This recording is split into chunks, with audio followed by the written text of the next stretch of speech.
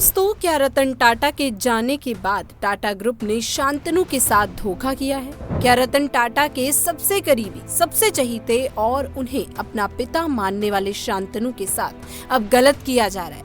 दोस्तों, ऐसे सवाल आज हजारों लोगों के हैं। रतन टाटा के जाने के बाद काफी लोग शांतनु नायडू को टाटा के सक्सेसर के रूप में देखना चाहते थे।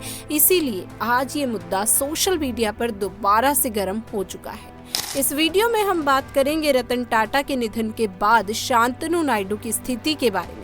क्या आपको पता है कि शांतनु ने रतन टाटा के साथ एक गहरा बंधन बनाया हुआ था? साथ ही हम जानेंगे नोएल टाटा कौन है और उनका रतन टाटा के साथ क्या रिश्ता है। दोस्तों, रतन टाटा, जिन्होंने भारत के औद्योगिक दुनिया को एक नई दिशा दिखाई, अब हमारे बीच नहीं है, लेकिन उनकी विरासत और उनके करीबी लोगों के अनुभव की कहानी अभी भी जारी है। क्या शांतनु नायडू ने रतन टाटा के सपनों को पूरा करने में कोई चुनौतियों का सामना किया? इस वीडियो में हम गहराई से चर्चा करेंगे और जानेंगे कि रतन टाटा की शिक्षाएं आज भी कैसे जीवित हैं, क्योंकि हम आपको ऐसे तथ्य और कहानियां बताएंगे जो आपको सोचने पर मजबूर कर देंगी और आपको रतन टाटा के असली प्रभाव को समझने में मदद करेंगी।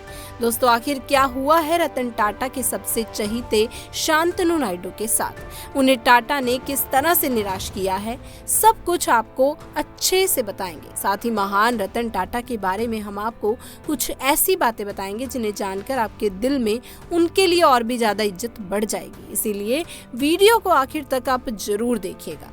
लेकिन वीडियो में आगे बढ़ने से पहले अगर आप भी रतन टाटा सर को एक अच्छा इंसान मानते हैं और उन्हें एक देवता के समान मानते हैं तो कमेंट्स में अपनी इच्छा के लिए 2 शब्द जरूर लिखें।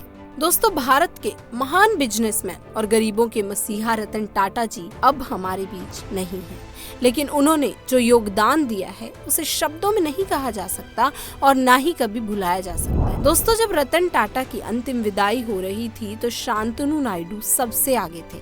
मीडिया के कैमरे भी उन्हीं पर केंद्रित थे। शांतनु नायडू के बारे में भी बताऊंगी, साथ में ये भी बताऊंगी कि रतन टाटा कितने समृद्ध थे। टाटा अगर नहीं होते तो शायद इंडिया में इतनी बड़ी इकोनॉमी जन्म ही नहीं लेती। आपको एक बात बताऊं, टाटा के पास जितना पैसा है उससे पाकिस्तान के साथ साथ आस पड़ोस के कई देशों को खरीदा जा सकता है। उनकी जीडीपी इतनी नहीं है जितना टाटा के पास अकेले के पास पैसा, लेकिन कभी भी टाटा को इस पर गर्व नहीं हुआ और ना ही कभी अभिमान किया। 160 से ज्यादा देशों में टाटा की कंपनियां सर्विस देती हैं, जहां टाटा का आटा से लेकर नमक तक गाड़ियां चलती हैं। लगभग 130 देशों में टाटा का स्ट्रक्चर है, बड़े बड़े ऑफिस, बड़ी बड़ी कंपनियां। फिर भी टाटा को कोई भी एटीट्यूड, कोई भी ईगो नहीं है। बड़े बड़े देशों के बिजनेसमैन हजारों करोड़ों रुपए अपने बच्चों की शादी पर यूं ही खर्च कर देते हैं, लेकिन टाटा जैसा आइडियल डेवलप नहीं कर पाते। कोई सिक्योरिटी नहीं, अकेले एक गाड़ी से चलते थे और रतन टाटा जब तक हेल्दी थे वो अपनी गाड़ी खुद चलाकर जाते थे। इतनी बड़ी पर्सनैलिटी होने के बावजूद उनके आसपास कोई सिक्योरिटी नहीं थी।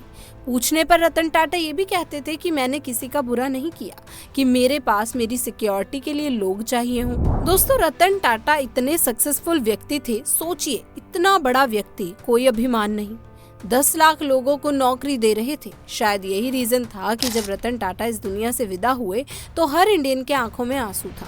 दुनिया भर के बिजनेसमैन की आंखों में आंसू थे, क्योंकि टाटा ने कभी किसी से कुछ लिया नहीं, सिर्फ दिया है और उसे कभी जताया भी नहीं। रतन टाटा को समझने के लिए आपको बिजनेस को समझने की जरूरत नहीं है। टाटा वो पर्सनैलिटी है जिन लोगों ने देश को सिर्फ दिया। लोग सोचते हैं कि हम जब बिजनेस करेंगे और उसमें फायदा होगा तब हम चंदा देंगे, तब हम चैरिटी करेंगे, लेकिन टाटा ऐसा नहीं सोचते। टाटा ये सोचते थे कि हम कमाएंगे इसीलिए कि हम दान दे सकें, और जितना दान टाटा देते हैं शायद दुनिया में कोई इंस्टीट्यूशन नहीं देता। टाटा ग्रुप की हेरिटेज को नए मुकाम पर पहुंचाते हुए रतन टाटा ने कभी रिच बनने के लिए नहीं, बल्कि इंडिया को एक बेहतर, एक डेवलप देश बनाने की कोशिश की। आपको जानकर हैरानी होगी कि रतन टाटा की लीडरशिप में टाटा ग्रुप ने साल 2021 तक 102.4 अरब डॉलर दान कर चुके थे। ये काफी बड़ा नंबर है, इतनी बड़ी अमाउंट कि आज भी दुनिया में कोई सुपर बिलियनियर्स की नेटवर्थ इतनी नहीं होगी। ब्लूमबर्ग के मुताबिक दोस्तों आज पूरी दुनिया में सिर्फ 15 लोगों की नेटवर्थ ही $102 बिलियन से ज्यादा है। अगस्त 2024 की एक रिपोर्ट के अनुसार पूरी दुनिया में टोटल बिलियनियर्स 2781 थे। इसका मतलब है कि टाटा ग्रुप ने जिस अमाउंट का दान दिया या किया उससे 2766 अरबपति आज भी उनकी नेटवर्थ नहीं बना पाए। According to reports Ratan Tata अपने पीछे करीब 3800 करोड़ रुपए की दौलत छोड़ गए। रतन टाटा अपनी दरियादिली के लिए जाने जाते थे। उन्होंने अपनी कमाई का 60 से 70% हिस्सा दान दिया। रतन टाटा को जानवरों से बहुत ज्यादा प्यार था। उनके करीबी दोस्त शांतनु नायडू, जो रतन टाटा से उम्र में करीब 5 दशक छोटे थे, उनके साथ फिल्में देखने और शॉपिंग करने जाते थे। हमेशा ये ध्यान रखते थे कि उन्हें क्या खाना पसंद है और क्या नहीं। शांतनु नायडू रतन टाटा की पसंद नापसंद का ख्याल एक बेटे की तरह रखते थे। आपको बता दें कि रतन टाटा ने शादी नहीं की थी, लेकिन शांतनु नायडू हमेशा एक बेटे की तरह उनके साथ खड़े रहे। हर टाइम वो रतन टाटा की तकलीफ में उनके साथ होते थे। रतन टाटा के गुजरने के बाद शांतनु नायडू पूरी तरह से टूट गए। खबर आई थी कि उन्होंने कुछ टाइम के लिए खाना पीना तक छोड़ दिया था। एक दोस्त के जाने का गम जो पिता के समान रहा हो, क्या हो सकता है? ये दर्द वही महसूस कर सकता है जिसने अपने दोस्त को खोया हो। लेकिन यहाँ पर एक इम्पॉर्टेंट क्वेश्चन उठता है कि क्या शांतनु नायडू के साथ धोखा किया गया? रातों रात टाटा ग्रुप के बोर्ड ऑफ डायरेक्टर्स ने बड़ा डिसीजन लेते हुए खेल करने का काम किया। रतन टाटा के गुजरने के ठीक अगले दिन टाटा ग्रुप के चेयरमैन की अनाउंसमेंट की गई। इसके बाद सोशल मीडिया पर कंट्रोवर्सी छिड़ गई, क्योंकि कई लोगों का कहना था कि शांतनु नायडू ने जो अपनापन दिखाया वो दिखावटी नहीं था और रतन टाटा की इच्छा भी यही थी। लोग ये भी कह रहे हैं कि रतन टाटा चाहते थे कि उनकी विरासत को शांतनु नायडू ही संभाले। हालांकि इस बात की कोई सॉलिड इंफॉर्मेशन हमारे पास नहीं है, लेकिन ऐसी खबरें आती रहती हैं। जब जरूरत पड़ती है तो रतन टाटा हमेशा शांतनु नायडू के साथ खड़े रहे। एक अच्छे दोस्त और पिता के समान उनकी हमेशा हेल्प की। जब रतन टाटा के निधन की खबर आई तो शांतनु नायडू ने अपनी फ्रेंडशिप को डेडिकेट करके एक इमोशनल नोट शेयर किया। इस पोस्ट में उन्होंने लिखा, मैं अपनी बाकी जिंदगी इस दोस्ती के कारण मेरे अंदर पैदा हुए खालीपन को भरने में बिताऊंगा। प्यार की कीमत दुख है। अलविदा मेरे प्यारे लाइट हाउस। शांतनु नायडू जानवरों से बहुत प्यार करते हैं और इसी वजह से उनकी रतन टाटा से फ्रेंडशिप हुई थी। आपको बता दें कि रतन टाटा शांतनु पर बहुत भरोसा करते थे, इसीलिए उन्होंने उन्हें अपना पर्सनल असिस्टेंट बनाया था। इसका मतलब ये है कि उनके सारे प्रोग्राम शांतनु ही मैनेज करते थे। लेकिन क्या इतना करना इस बात के लिए काफी है कि वो रतन टाटा के उत्तराधिकारी बन पाए? अक्सर देखा जाता है कि जो खानदान में लोग होते हैं वही उत्तराधिकारी होते हैं आगे के लिए। हुआ भी वही। रतन टाटा के सौतेले भाई नोएल टाटा को टाटा ट्रस्ट का चेयरमैन बनाया गया है और अब शांतनु नायडू को भी उनके अंडर काम करना होगा। देन रिस्पॉन्सिबिलिटी मिलते ही उन्होंने कहा कि फैमिली के हेरिटेज को आगे बढ़ाऊंगा। लेकिन यहाँ कंट्रोवर्सी इस बात को लेकर है कि रतन टाटा ने अपनी पूरी जिंदगी देश के लिए और गरीबों के लिए खर्च कर दी। जिस सौतेले भाई ने उनके एम्पायर को संभाला है वो इंडिया के नहीं बल्कि आयरलैंड के सिटीजन है। यही वजह है कि सारी बातें इसी के इर्द गिर्द घूम रही हैं कि आगे अब टाटा ग्रुप का क्या होगा और एक विदेशी नागरिक कैसे कंपनी को चलाएगा। आपको बता दें कि पहले भी नोएल टाटा टाटा ग्रुप से जुड़े रहे हैं, मतलब उन्हें टाटा सर को लेगेसी ऐसे ही नहीं मिली। ये भी जानकारी है कि नोएल टाटा को चेयरमैन बनाने का डिसीजन बोर्ड ने सबकी सहमति से लिया। इसीलिए किसी भी तरीके से नोएल टाटा को चेयरमैन बनाने के फैसले पर सवाल उठना थोड़ा हैरान करने वाला है, क्योंकि शांतनु नायडू रतन टाटा की फैमिली से नहीं थे, जबकि नोएल टाटा उनके सौतेले भाई ही सही लेकिन भाई थे। सोशल मीडिया पर कई लोग कह रहे हैं कि शांतनु को बड़ी रिस्पॉन्सिबिलिटी मिलनी चाहिए थी, क्योंकि वो रतन टाटा सर के साथ लंबे टाइम तक रहे और एक बेटे की तरह उनके साथ खड़े रहे। हालांकि जो भी डिसीजन मैनेजमेंट ने लिया उस पर हम और आप कुछ नहीं कह सकते। शायद शांतनु इस पोजीशन के लिए इतने एबल नहीं रहे होंगे, इसीलिए उन्हें इतनी बड़ी रिस्पॉन्सिबिलिटी नहीं दी गई। स्टिल दोस्तों वो सिर्फ 31 इयर्स के हैं और एक्सपीरियंस की उन्हें अभी जरूरत है। नोएल टाटा को ठीक एक्सपीरियंस है, इसीलिए ऐसा कहना है कि शांतनु के साथ धोखा किया गया। ये किसी का पर्सनल विचार हो सकता है। दोस्तों नोएल टाटा के पास इस टाइम आयरलैंड की सिटीजनशिप है, इसी वजह से कई लोग कह रहे हैं कि ये अच्छा है। टाटा ग्रुप ज्यादातर देशों में काम करता है और जिस तरीके से नोएल टाटा पहले ही फॉरेन कंट्रीज से जुड़े रहे हैं, उनके पास ग्लोबल मार्केट की अच्छी खासी समझ है। इसीलिए वो टाटा ग्रुप को ऊंचाइयों पर लेकर जाने के लिए भी एबल हो सकते हैं।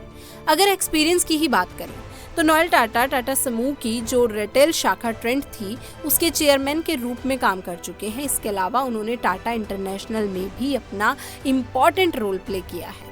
आप जानकर हैरान हो जाएंगे कि ट्रेंड को एक सिंगल स्टोर से पूरे इंडिया में 700 से ज्यादा आउटलेट्स तक पहुंचाया गया, जिसका फायदा भी टाटा ग्रुप को हुआ।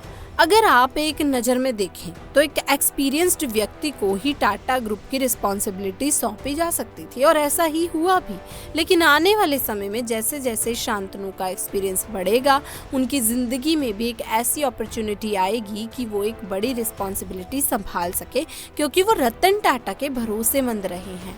लेकिन दोस्तों, जो किया गया, टाटा को जो रिस्पॉन्सिबिलिटी दी गई, क्या वो सही है या फिर वो रिस्पॉन्सिबिलिटी शांतनु को मिलनी चाहिए थी? ये बात जानकर शायद आपको अजीब लगेगा, लेकिन बिजनेस की दुनिया के बेताज बादशाह रतन टाटा अपने से बहुत छोटे यंग मैन शांतनु नायडू से एडवाइस लेते थे। एक छोटी उम्र में शांतनु नायडू ने बिजनेस इंडस्ट्री में वो मुकाम हासिल कर लिया जो कई लोगों के लिए एक ड्रीम होता है। शांतनु नायडू रतन टाटा को स्टार्टअप में गाइडेंस के लिए बिजनेसमैन टिप्स देते थे। शांतनु नायडू एक famous Indian businessman, engineer, junior assistant, DGM, social media influencer, लेखक और एंटरप्रेन्योर हैं। वो टाटा ट्रस्ट के डिप्टी जनरल मैनेजर भी हैं। शांतनु नायडू न सिर्फ बिजनेस की दुनिया में अपनी अलग समझ के लिए जाने जाते हैं, बल्कि समाज के लिए उनकी सेंसिटिविटी भी उन्हें एक अलग ही पहचान देती है। शांतनु नायडू की बात करें तो उन्हें भी रतन टाटा की तरह समाज सेवा करना बहुत ही पसंद है। साथ ही शांतनु नायडू को एनिमल से बहुत ही प्यार है। उनके अंदर यही वो खूबियां हैं जो रतन टाटा को बेहद ही पसंद आई थी। 86 साल की उम्र में सबके चहेते रतन टाटा का निधन हो गया। वो लाखों लोगों के लिए एक इंस्पिरेशन थे। उनके कंट्रीब्यूशन ने नेशन बिल्डिंग में इम्पोर्टेंट रोल प्ले किया था। दोस्तों, टाटा सन्स के मानद चेयरमैन रतन टाटा का यूं अचानक चले जाना हर किसी के लिए एक मेजर डैमेज है। पूरे देश में शोक की लहर है। दोस्तों, वो इंडिया के सच्चे सपूत थे। देश के अनमोल रतन के लास्ट दर्शनों के लिए काफी भीड़ उमड़ी, क्योंकि रतन टाटा सिर्फ पैसे से ही अमीर नहीं थे, बल्कि दिल से भी बहुत ही अमीर थे। रतन टाटा एक एक्सीलेंट फिलैंथ्रोपिस्ट थे, जिनकी इंडिया के इंक्लूसिव डेवलपमेंट और प्रोग्रेस के लिए कमिटमेंट पैरामाउंट रही। वो इंटीग्रिटी और एथिकल लीडरशिप के अल्टरनेटिव थे। टाटा को एक बेहतरीन और ग्लोबल ब्रांड बनाने में उनके कंट्रीब्यूशन को कभी नहीं भुलाया जा सकता। हालांकि रतन टाटा सिर्फ एक अरबपति नहीं, बल्कि एक ऐसे व्यक्ति थे जिन्होंने टाटा ग्रुप के साथ इस देश और यहाँ के करोड़ों लोगों के लिए बहुत कुछ किया। यही रीजन है कि रतन टाटा के जाने से हर कोई दुखी है। वो खूब चैरिटी किया करते थे और लोगों की भलाई, उनकी सरलता और उनकी सादगी, यही उनकी लाइफ के मेन कैरेक्टर्स थे। टाटा ने इंडिया के लिए जो किया वो शायद कोई और बिजनेसमैन नहीं कर पाता। अब दोस्तों, देश में पहला स्टील कारखाना लगाने वाली कंपनी का नाम है टाटा। देश में पहली आईटी कंपनी बनाने वाला कंपनी का नाम है टाटा। देश में पहला एजुकेशनल रिसर्च स्कूल खोलने वाली कंपनी का नाम है टाटा। देश में सबसे बड़ा कैंसर हॉस्पिटल खोलने वाली कंपनी का नाम है टाटा। और इसी के साथ देश का सबसे पहला कैंसर हॉस्पिटल खोलने वाली कंपनी का नाम भी टाटा ही है।